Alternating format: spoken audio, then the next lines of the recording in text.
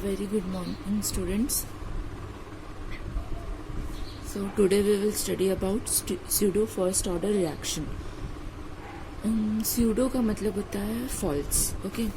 तो false first order reaction का मतलब होता है कि जैसे हमारे पास कोई भी एक रिएक्शन है, ठीक है, वो एग्जैक्टली फर्स्ट ऑर्डर रिएक्शन नहीं होता है, बट कुछ ना कुछ ऐसा होता है कि वो फर्स्ट ऑर्डर जैसे बिहेव करता है, ठीक है. तो ऐसे रिएक्शंस को हम क्या बोलते हैं? Pseudo first order reactions. For example, हम अगर हाइड्रोलिसिस ऑफ इथाइल एसीटेट लेते हैं, जैसे इथाइल एसीटेट क्या हो जाएगा? CH3COOC2H5 प्लस H2O, ठीक है.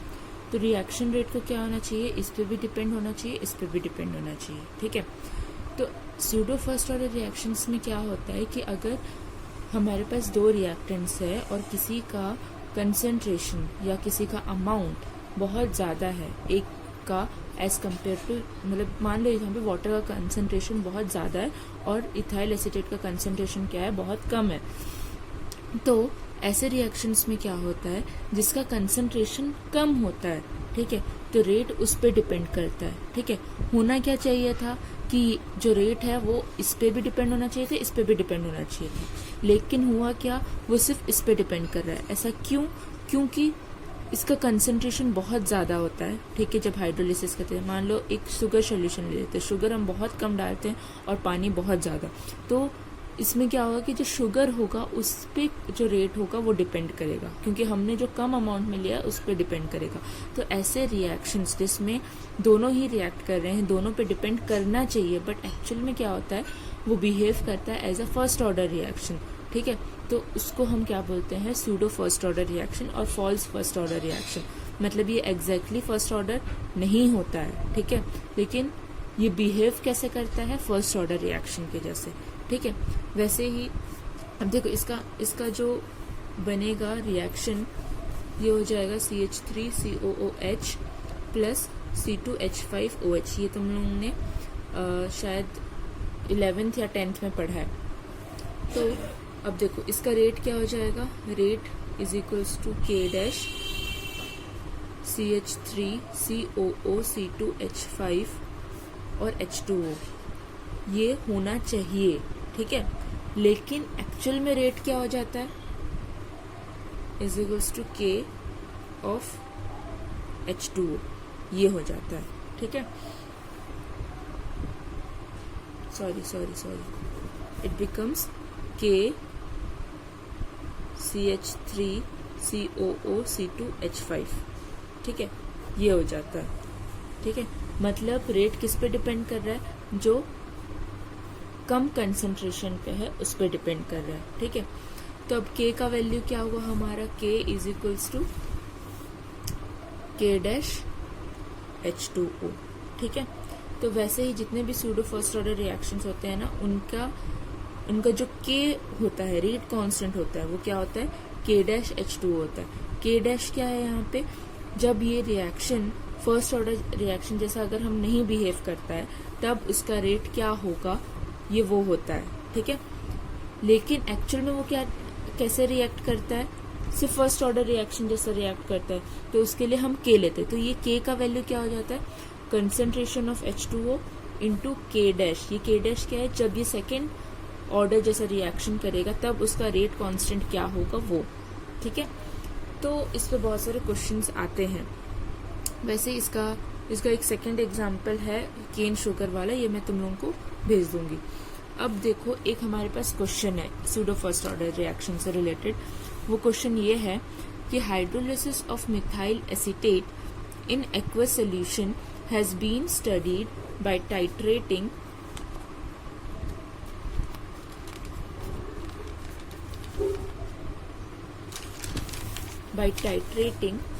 the liberated acetic acid against the sodium hydroxide, ठीक है. मतलब क्या बोल रहा है ये कि जो हमारा मिथाइल एसीटेट है उसका हाइड्रोलिसिस का रिएक्शन कर रहे हैं, ठीक है. अब उसका हाइड्रोलिसिस को कैसे स्टडी किया जाता है? मतलब कोई भी रिएक्शन है, कोई भी ईस्टर का हाइड्रोलिसिस होता है तो उसको हम टाइट्रेशन के मेथड से ही देखते हैं. मतलब उसकी जो स्टडी होती है ना, वो किससे देखते हैं?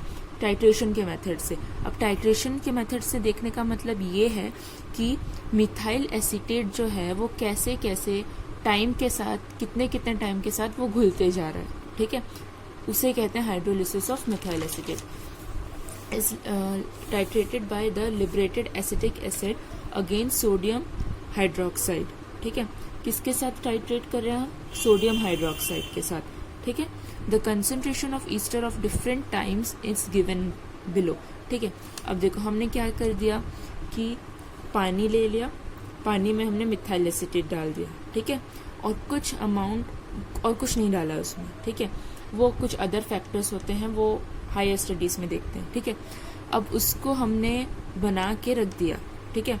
अब वो कैसे रिएक्ट हो रहा है, देखो जब मिथाइल एसिटेट कोई भी ईस्टर का हाइड्रोलिसिस होता है ना, तो एक अल्कोहल और एक एसिड बनता है, ठीक है। तो यहाँ पे कौन सा एसिड बन रहा है? एसिटिक एसिड बन रहा है, ठीक है।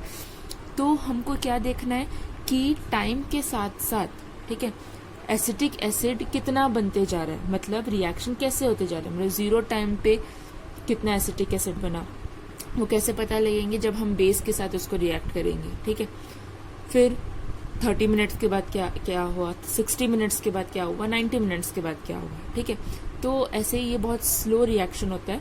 तो हम लोग टाइम के साथ स्टडी करते हैं कि एसिटिक एसिड कितना बनते जा रहा है with the help of titration, ठीक है। तो 0 मिनट्स में हमने कंसेंट्रेशन ऑफ ईस्टर कितना था?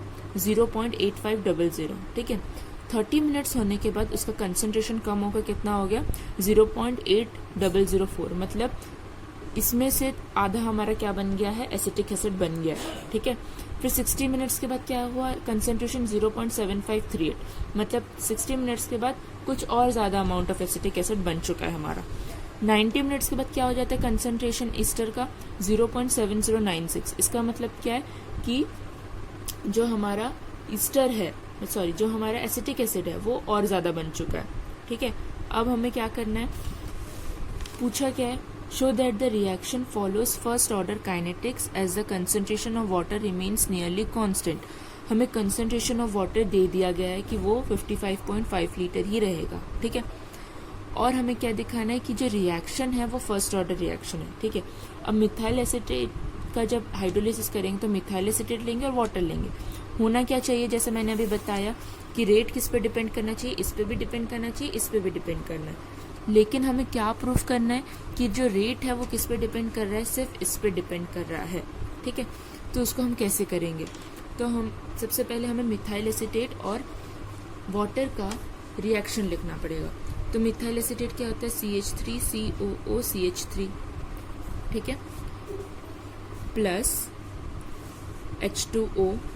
तो हमारा क्या बनेगा? CH3COOH एसिटिक एसिड बनेगा और मिथेनॉल बनेगा, ठीक है। अब फर्स्ट ऑर्डर रिएक्शन के लिए हमने रेट कांस्टेंट का वैल्यू क्या निकाला है, मतलब फॉर्मूला क्या है? 2.303 upon T log R0 by R, ठीक है। अब हमें क्या लेना है? हमें हर टाइम पे दिया गया है, क्या दिया गया है? कंसंट्रेशन दिया गया है, ठीक है। मतलब 0 टाइम पे उसका क्या कंसंट्रेशन था, 30 मिनट्स पे उसका क्या कंसंट्रेशन हुआ, 60 मिनट्स पे क्या कंसंट्रेशन हुआ, 90 मिनट्स पे क्या कंसंट्रेशन हुआ, ठीक है। तो अब हम पहले देखेंगे। अब देखो 0 मिनट्स नहीं ले सकते पहले, ठीक है, क्योंकि अगर अपन टी में जो इधर टी है 0 ले लेंगे तो के क्या हो जाएगा? इन्फिनिटी हो जाएगा। तो हम 0 टाइम का नहीं लेते हैं जनरली, ठीक है। हम क्या लेंगे? 30 मिनट्स वाला लेंगे, ठीक है।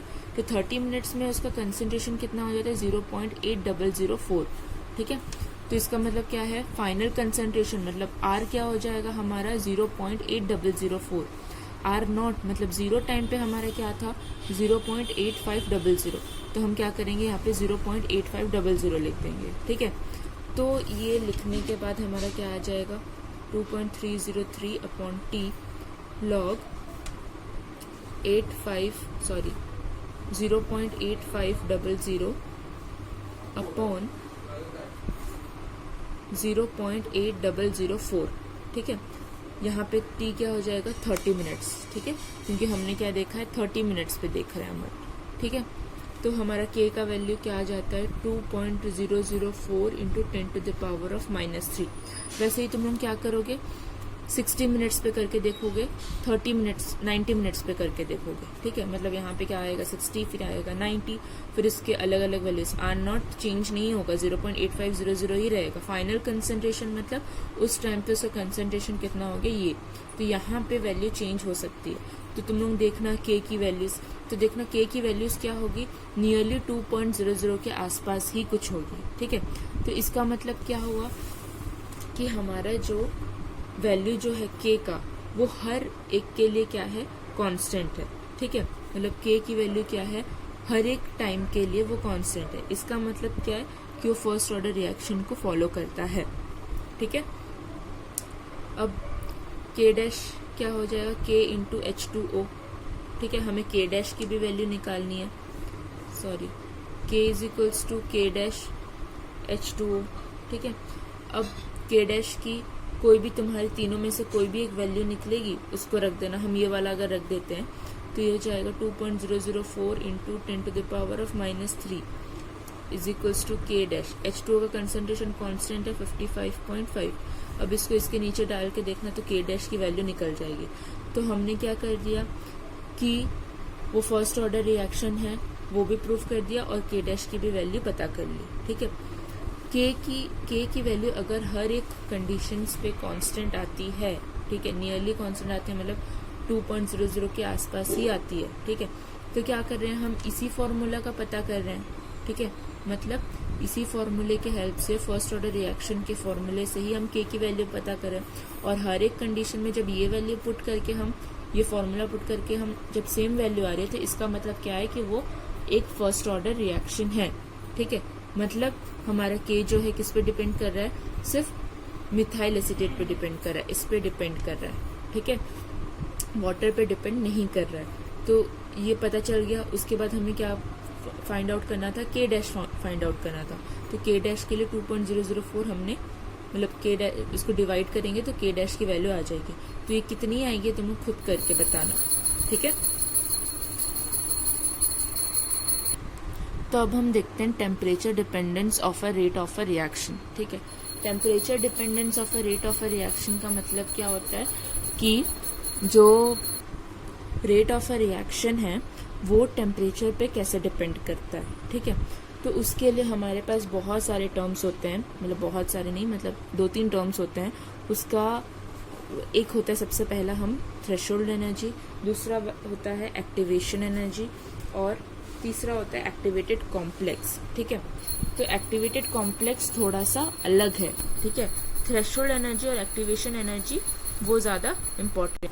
अब देखो थ्रेशोल्ड एनर्जी का मतलब क्या होता है कि जो, मतलब देखो कभी भी कोई रिएक्शन होता है, ठीक है, तो एक हमारा क्या होता है, रिएक्टेंट्स होता है और दूसरा होता है हमारा प्रोडक्ट्स, ठीक है।